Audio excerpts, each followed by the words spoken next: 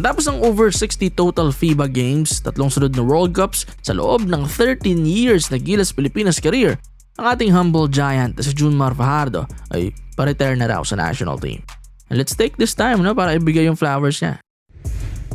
This month nga, ayon sa reports, ito na ang likely final games ng ating 6'10" center na si Junmar Fajardo. Parang ilang buwan na rin nagpaparinig to na malapit na talaga siya magpahinga sa national team at valid naman talaga yung mga reasons niya. Una, 36 years old na siya, pinakamalaking factor. Hindi na siya bumabata, of course meron na rin siyang mga nararamdaman.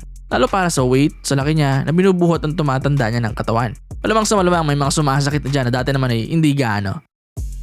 Ikalawa naman, ang maituturing na best friend niya rin sa Gilas Pilipinas na si Japeth Aguilar ay nauna nang nag-retire. After nga nun, medyo mararamdaman mo na rin talaga na malapit na rin umalis si JMF. Paano mga bata na yung mga kasama niya? Wala na siya gaanong ka-close sa team. Dati kahit na mahirap magserbisyo sa bayan, masaya pa rin pag andyan naman yung mga dikit mo talaga. Alam nyo rin naman siguro yung feeling na yun, Pero ayun nga, ngayon, naiwan na itong si Fajardo. At isa pang malungkot na parte nito, si Junmar Fajardo na rin, ang huling active player mula sa Gilas Pilipinas team natin ng 2013 FIBA Asia Championship. Na siya nag-start din ng lahat sa era na ito ng programa. Wala na sa national team sina Ping, RDO, Jap, Gabe, Dautit, Chan, Alapag, LA, Gary, Fonacer at Castro. At now nga, si Junmar na yung next. End of an era kumbaga ng team na nagsimula ng something para sa Gilas program. Next, bukod sa age at wala na yung mga dati niyang kasama, isa pang rason na hindi naman ganun kasama na marami na tayong mga batang players ngayon. Specifically mga batang big man, mga players na kulang sa Gilas Pilipinas 10 years ago. Kaya sobrang in-demand din ni Fajardo nun Kailangan talaga siya ng national team sa bawat major tournament ng FIBA bilang pinakamalaki nating local center. Pero fast forward nga ngayon, meron tayong 6'7" Tamayo, 6'8" Phillips, 6'10" Nadu, 6'10" Meliora Brown at 7'3" Soto. Kung i-describe nga ng humble na mamang ito ay mga mas magagaling pa sa kanya na baka sila pangaraw na Japeth ang turuan sa experience at modern skills na mga yon kumpara sa kanilang mga old-timers. Grabe talaga humble na ito na Junmar, kaya hindi ko rin magets yung mga nambabash sa kanya. Well yes, may mga kakulangan talaga siya sa international. You can say all you want, na mabagal, madalas inaasinta ng depensa, pero through the years kasi nakwat na lang siya ng transition ng game ng evolution. Mula 2013 hanggang 2018, mas pasok pa yung playstyle niya.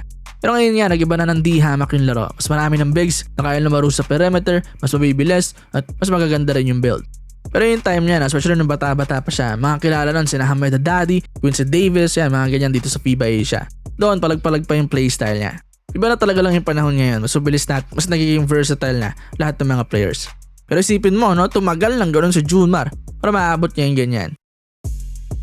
At ngayon nga, kung sakaling final games na talaga ito, baka maganda rin na magiging ending ng Gilas Pilipinas career niya.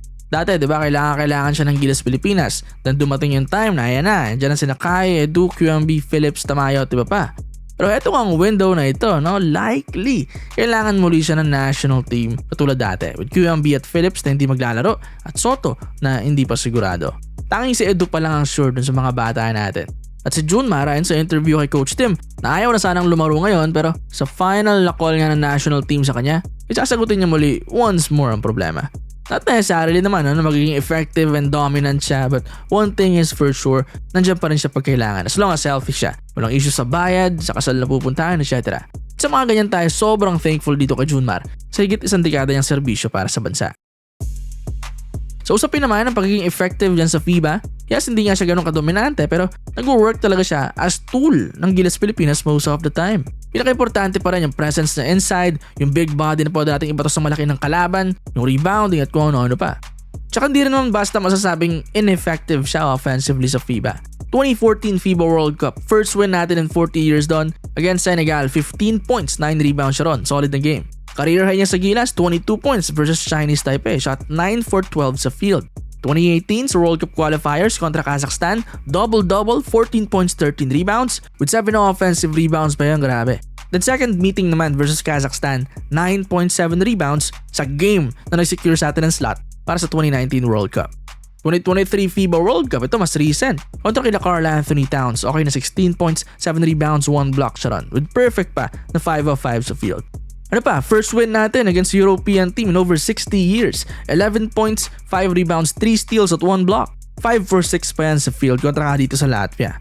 Sa 3 games din natin yan sa 2024 OQT, nag-average na ng 9.7 rebounds. And against Brazil sa semifinals, wala si Kai, nag-double-double siya, 10 points, 11 rebounds.